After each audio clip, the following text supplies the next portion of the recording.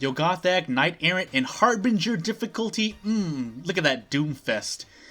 Hey, this is Jared and MML. I'm going to be reviewing Timeline B of World of Horror, mainly from a gameplay perspective. So while it's all beautiful and whatnot, and it is all beautiful, I'm going to be going over mainly strats, but also the new things. So if you're kind of new, you get to see what the new things are. Otherwise, well, yeah, I'm also going to be going over strats and reviewing the gameplay, my first impressions anyway.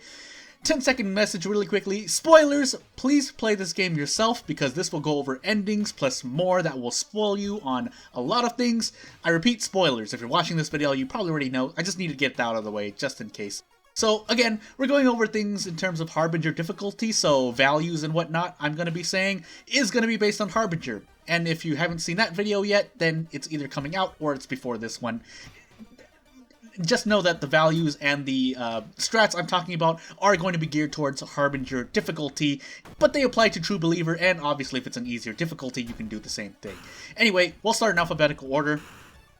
First off, Arms, the Vent Crawler boss fight. It's a stamina fight.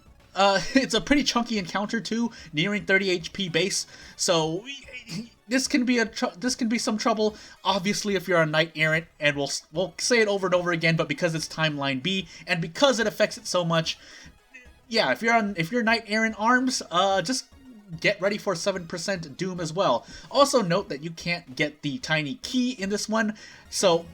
But the side quest isn't completely useless, but do know that you still get a thorough investigation if you do the side quest, but you also lose one reason, and if the hospital is at max threat level, And then you have this boss fight at the end, even if you do the side quest, so yeah, if there is an effect, please feel free to tell me, but the important part is you do this ending, and it's not going to be ending A, so yeah, if you're on Timeline B and you're doing quick play randoms, and you run into this, be somewhat prepared, otherwise you're going to be losing a bunch of stamina. Granted, it's an odd number, so you can still brace, but the fact that you have to brace means your output is going to decrease. You could choose to just kick it 4 times if you're not that prepared, or you have a weapon and you don't want to brace at all. You see what I mean, but it's 3 stamina. Yeah, it's painful. As for Festival, it has a, well, on Timeline B, it's a skippable quote-unquote boss fight.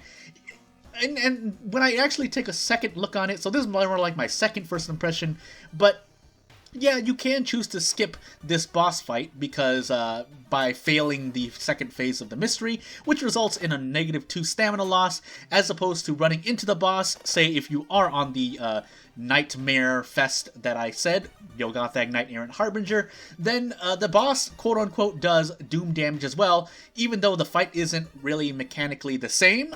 The whole point is that the boss does Doom. So, and on Harbinger, you know, that value goes up, and I think it might be affected by damage mystery scaling. And again, you're not trying to kill the boss, quote unquote, but you're still taking Doom damage, and you can brace against it, so. But if you want to skip the boss fight instead, and instead pay -2 stamina, be my guest, because you can't get ending A anyway. So, if you're on Knight Errant, that's 7% Doom. Notice how I'm going to be talking about Knight Errant a lot, but, you know, it's Timeline B, and that's just what actually happens in game, so I have to talk about it. On the flip side, though, Festival is in my mind, it's a low Doom mystery, because otherwise you're just doing usually around 5% Doom minimum, barring events, because, well, you do 5 forced investigations and you're done. But, I mean, if you're resting and whatnot, maybe it's another 3% Doom, but that's why I consider if you are a Knight Errant Timeline B Festival, then it's not so bad. And the same thing for Arms, but Arms is more a normal quote-unquote mystery with 7 investigations, while Festival, like I said, you only really need to do minimum 5 investigations. Otherwise, well, if you want to do the -2 stamina, I guess technically that can mean more Doom, unless the boss fight is Doom. Like I said, you have to kind of calculate this out. I haven't really fooled around too much, but fighting the boss isn't so bad, so we'll have to see. I might consider choosing, well, in this Timeline B, it's ending B for -2 stamina, but otherwise ending C, killing the boss as well, quote-unquote killing, it's a choice. Mermaid, this boss is now optional with the choice that you get. I believe it overrides the Itsmasu look, if I'm looking at that first impression. Otherwise, well, yeah, like I said, you get a choice when you run into the Mad Janitor at the end here. Either 4% Doom for shaking his hand, or you sacrifice an ally.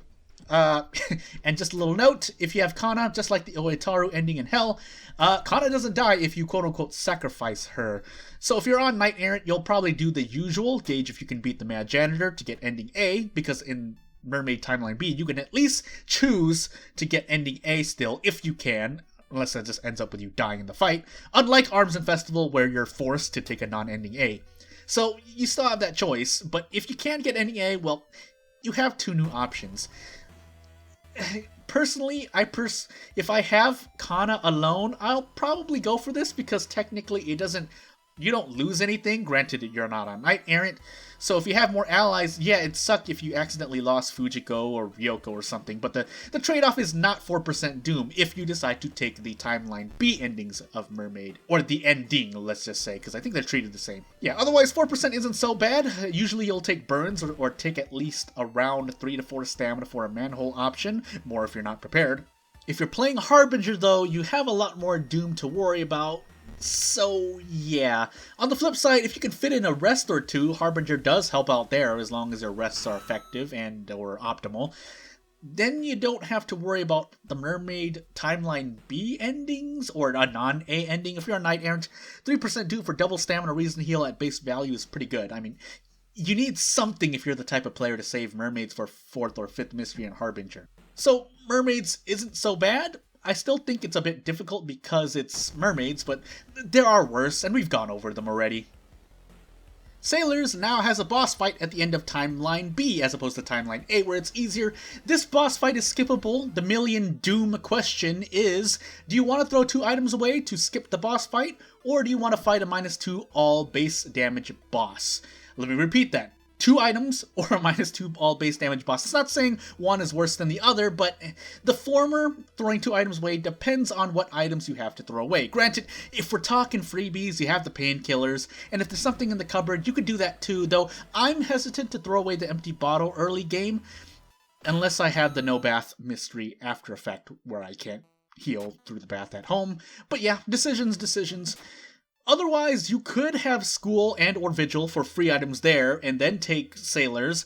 I could see myself doing something like this on Timeline B, taking Scissors 4th, then Sailors last. Scissors is up next, but essentially you don't have to fight a boss for 2 mysteries in Scissors plus Sailors on Timeline B, as opposed to a forced boss in Timeline A if you did Scissors and Sailors last. Of course, if this is for the sake of avoiding the Sailors boss, then it's well worth it. -3 all on True Believer 4th Mystery, and -4 all of your Harbinger 4th Mystery onward, is very spicy. And you get a torch for doing the side quest. I forgot to mention that. But that's pretty important. If you do the side quest, you get a torch that you don't lose, even if you quote-unquote throw it at the boss to skip it at the end of Sailors, even though it says it. Unless that's unintended, but for now you don't actually lose it.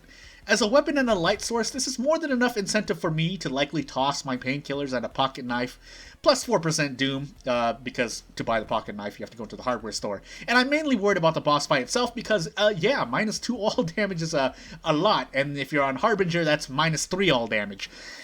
Yeah. For now, first impressions, if Panstad's intent is to make us want to do the side quest for Sailors more, and I know I've harped on it a bunch in the past, then it looks like that's where we're going to go, or at least I'm going to go. We'll see in the future. Unless someone has a one-shot strat for the boss, or a brace 2-turn strat, which is good reason to defeat the boss and take some experience, because you still get experience for defeating the boss, but on average, probably skipping this boss if I can help it. Scissors on Timeline B has no boss now. Hey, that sounds cool. But now you have to do the ritual at the end. And by ritual, we actually mean the ghost ritual that, well, at least I normally stop doing before this version. But now on Timeline B, if you have Scissors, then, yeah, it's either do that, because if you do the ritual correctly, each step in the ritual gives you something, or you take -2 all damage. So, oof. So if you didn't know, you can ritual non-ghost encounters, so that's the strat you can do, but it won't do anything, but it says it only works on ghost encounters in the non-ghost encounter you're trying to do the ritual. But you know the ritual for that run. As for viability, you need to be in a low damage encounter to optimize this strat. In Harbinger, though, that makes it a bit more difficult because, well, most enemies bump up to -2 stamina reason per turn, so if you're trying to guess the ritual every turn that you don't do anything, unless you can brace and do it all, but normally that's not the case. The ritual takes too many time units. But if you have Kana, this becomes easier, especially on Doom encounters, so again, in a non-ghost encounter, you can figure out the ritual. You can pad, quote-unquote, a mystery before Scissors for prep with this strat. That way, when you get to the end of Scissors, all you get is 25 you get 25 experience for doing the ritual, because each step gives you 5 experience.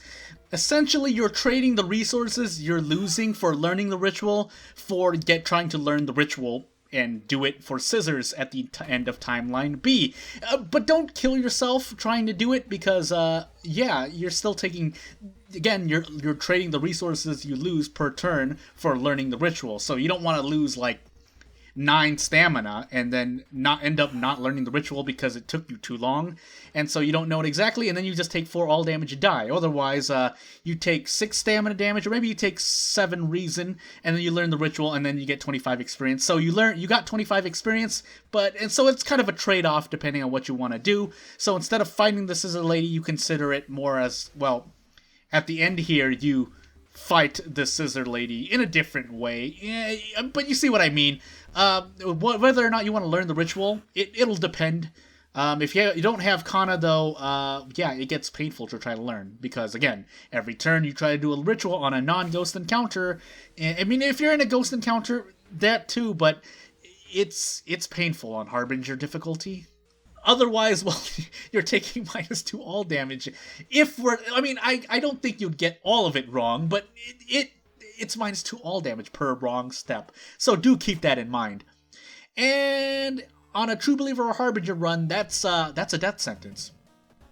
So that's the overall general view and like my strats and gameplay review on the new mysteries. There are some little changes here and there, but I kind of want to go over the big meat of Timeline B, which are these 5 mysteries. Granted, there are some effects here and there as well, but these are the most important I feel it's to go over. So if you're someone new and are learning about the new things in this version, at least for Timeline B, then maybe you learned something. Otherwise, you're someone with more experience in the game, and maybe this helps you theory craft or battlecraft, in the case of everyone who wants to keep going into encounters. So I made a Harbinger video.